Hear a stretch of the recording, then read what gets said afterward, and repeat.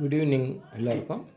இன்றைக்கி உங்களுக்கு காபுலி சன்னாவில் சன்னா மசாலா எப்படி பண்ணதுன்னு இந்த வீடியோவில் போட்டு காமிக்கிறோம்.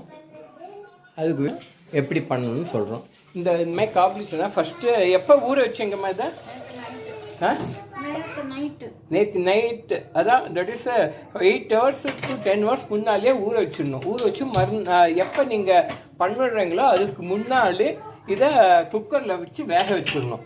ஊற வச்சதை நல்லா களைஞ்சி எடுத்துகிட்டு தண்ணி எடுத்துகிட்டு இப்போ ஃப்ரெஷ்ஷாக தண்ணி ஊற்றி இதை வேக வச்சிடணும். இப்போ இதை வேக வச்சுருக்கோங்க. இது காபுலி சன்னா. அதுக்கு உருளைக்கிழங்கு இப்போ மிக்ஸ் பண்ண போகிறோம். அந்த உருளைக்கிழங்கு இந்த குக்கரில் இப்போ வேக வச்சுருக்கோம். அதையும் இதில் போட்டு மிக்ஸ் பண்ணணும். மற்றது அதுக்கு வேண்டியது என்னென்னம்மா? அதுக்கு 2 வெங்காயமா. மசாலாவுக்கு இந்த உருளைக்கிழங்கும் வேக வச்சு இதில் போட்டாச்சு. இது என்ன மசிச்சு விடுவீங்களா இல்லை 1-2 இருக்குமா? 1-2 மசிச்சுக்கணும் இதோட இந்த உருளைக்கிழங்கு மாத்திரம். அப்புறம் அதுக்கப்புறம் இங்கே குக்கரில் ஒரு இது வச்சுக்கோங்க, வெங்காயம் நறுக்கி. அதான் குக்கரில் ஃபஸ்ட்டு ஒரு இதுமாதிரி ஒரு குக்கர், சின்ன சைஸ் குக்கர் வச்சுக்கோங்க. அடுப்பில் ஆன் பண்ணிக்கோங்க. அதுக்கப்புறம் இதுக்கு வேண்டியதை 2 வெங்காயத்தை நறுக்கி வச்சுக்கோங்க இது மாதிரி. அதுக்கும் இஞ்சி பூண்டு விழுந்து அதுக்கு தேவை. அதுக்கப்புறம் ஒரு ஒரு இந்த இலை, அப்புறம் பே லிஃபும்பாங்க அது. இது பட்டை 2 இந்த சைஸ்க்கு, 2 லவங்கம், 2 ஏலக்காய். அதுக்கப்புறம் மஞ்சள் பொடி, அப்புறம் கரம் மசாலா பொடியா இது? சொல்லுங்க எது எது?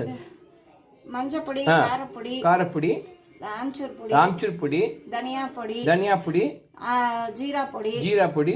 இது இது சன்னா மசாலா பொடி. சாரி,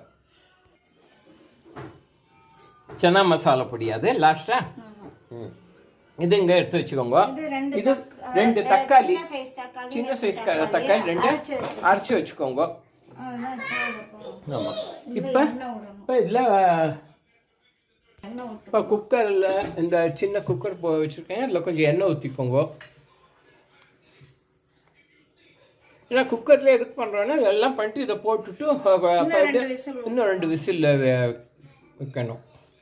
இப்போ இந்த பே லீஃபு, லவங்க, பட்டை, ஏலக்காய் இது எல்லாத்தையும் இதில் போட்டுக்கோங்க. அது கொஞ்சம் ஃப்ரை பண்ணிக்கோங்க. ஃப்ரை ஆனவுடனே வெங்காயம் போட்டுக்கணும்.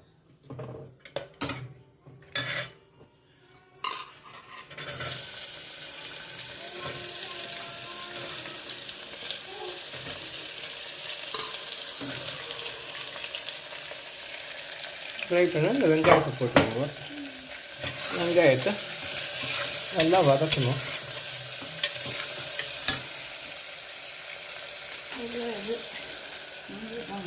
வெங்காயத்தை கொஞ்சம் வதக்க இஞ்சி பூண்டு இதுவும் போட்டுருங்க. அப்போ தான் அந்த உங்களுக்கு இஞ்சி பூண்டோட அந்த வாசனையும் போகணும் இந்த எண்ணெயில் வதக்கும்போது.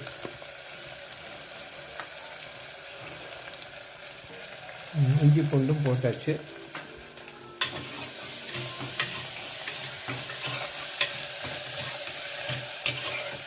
நல்லா இதெல்லாம் வதக்கிக்கோங்க.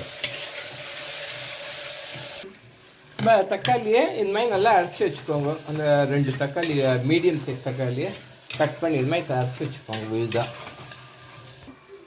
இது நார்மலாக மீடியம் காரத்துக்காக இது மாதிரி போட்டுருக்கோம். உங்களுக்கு காரம் ஜாஸ்தி வேணும்னா இந்த மசாலாவை கொஞ்சம் ஆட் பண்ணிக்கலாம். அது எது இல்லை காரம் இருக்கோ அந்த காரத்தை மாத்திரம் ஆட் பண்ணிக்கோங்க.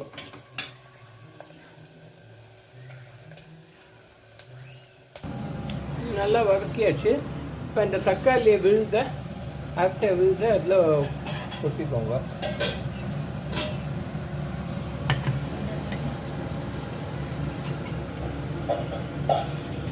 ஆல்ரெடி இதை சன்னா மசாலா கொஞ்சம் உப்பு போட்டு தான் வேக வச்சுருக்கோம். ஸோ கொஞ்சமாக அந்த உப்பு சேரணும்னு சன்னால. அதுக்கப்புறம் இதுக்கு தனியாக உப்பு போடணும். அது நல்லா அந்த விழுதெல்லாம் தக்காளி விழுதெல்லாம் பச்சை வாசனை போகிற அளவுக்கு நல்லா வதக்கணும்.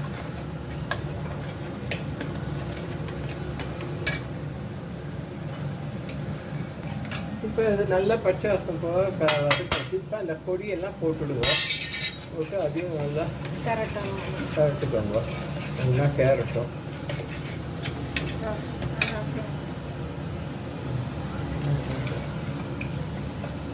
இந்த மாதிரி புட்டு புட்டு போட்டுடுங்க. ரொம்ப ஸ்மாஷ் பண்ண வேண்டாம்.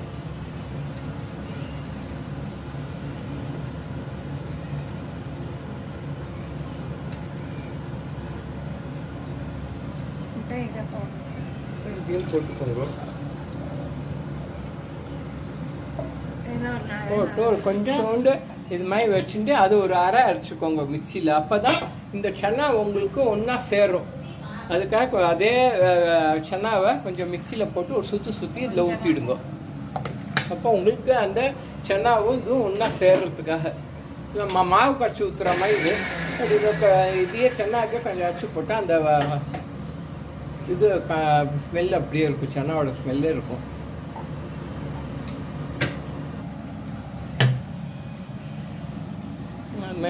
அரைச்சாச்சு அந்த சன்னா துளி ஒரு கரண்டி அதுலேருந்து எடுத்து நான் அரைச்சிக்கோங்க. அரைச்சிட்டு அதையும் அரைச்சதையும் அதில் ஊற்றிடுவோம்.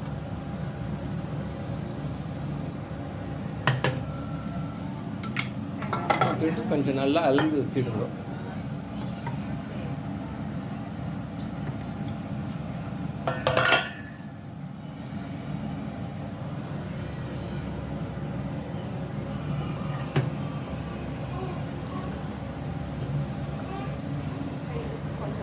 இதுக்கு தேவையான உப்பை மாத்திரம் போட்டுக்கோங்க. அது சன்னாக்காக தனியாக போட்டிருக்கோம். ஸோ இதுக்கு தேவையான உப்பை இப்போ டேபிள் சால்ட்டும் கல் உப்பை போட்டுக்கலாம்.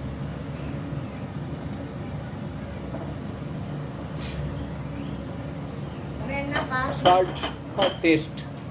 நம்ம டேஸ்ட்டுக்கு ஏற்ற மாதிரி சால்ட்டு போட்டுக்கலாம். இப்போ உப்பை பொறுத்தவரை சில பேர் உப்பு கொஞ்சம் தூக்கலாக இருக்கணும்பாங்க, சில பேர் கம்மியாக இருக்கணும்பாங்க. உப்பை பொறுத்தவரை உப்பு உரப்பை பொறுத்தவரை அவங்கவுங்க டேஸ்ட்டுக்கு ஏற்ற மாதிரி ஜாஸ்தி கம்மி போட்டுக்கலாம். இதை நல்லா ஒத்தா போல் மிக்ஸ் பண்ணிக்கோங்க.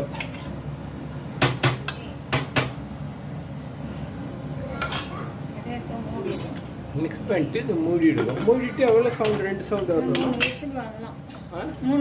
3 விசில் வர மட்டும் வச்சுட்டு க்ளோஸ் பண்ணிடலாம். 2 சவுண்டு வந்து 3 சவுண்டு வந்துச்சு. இதோட ஆஃப் பண்ணிடலாமா? 3 சவுண்டு வந்துச்சு. இதோட நம்ம ஆஃப் பண்ணிடுறோம். ஆஃப் பண்ணியாச்சு. இப்போ குக்கர்லேருந்து எடுத்தாச்சு. ப்ரெஷர் இறங்கினதுக்கப்புறம் மூடி ஓப்பன் பண்ணி பார்த்துட்டு இதில் கஸ்தூரி மேத்தி கொஞ்சம் நல்லா பொடி பண்ணி இது மாதிரி நல்லா 2 கையில் கொஞ்சோண்டு வாசனைக்காக ஒரு அரை ஸ்பூன் கஸ்தூரி மேத்தி இருந்தால் போதும். போட்டு அதையும் சேர்த்து மிக்ஸ் பண்ணிவிடுங்க. மிக்ஸ் பண்ணிட்டு லாஸ்ட்டாக இல்லை கொத்தமல்லியை இது மாதிரி பொடியாக நெருக்கிட்ட அந்த இது மாதிரி பொடியாக நெருக்கி கொத்தமல்லியை போட்டுவிடுங்க. அவ்வளோதான், வேலை முடிஞ்சுதாம்மா? ஆச்சா? அவ்வளோதான், உங்களுக்கு சன்னா மசாலா ரெடி. டேஸ்ட் எப்படி இருக்குன்னு பார்க்க சொல்லுவாங்க மேடமு. நான் டேஸ்ட் மேக்கர் கொடுங்க. கொஞ்சம் டேஸ்ட் மேக்கர் ரூண்டு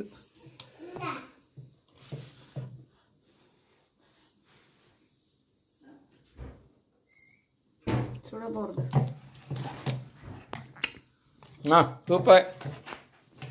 நம்ம ரெசிபியை நம்மளே சூப்பர் சொல்லக்கூடாது. நீங்களும் உங்கள் வீட்டில் பண்ணி பாருங்க. அப்புறமா சூப்பர் சொல்லி கமெண்ட் பண்ணுங்க. இதோட இந்த சன்னா மசாலா எப்படி பண்ணுறதுன்னு இந்த வீடியோவை க்ளோஸ் பண்ணிக்கிறோம். நீங்கள் கமெண்ட் பண்ணுங்கள் உங்கள் வீட்டில் பண்ணிவிட்டு. தேங்க்யூ, பாய்.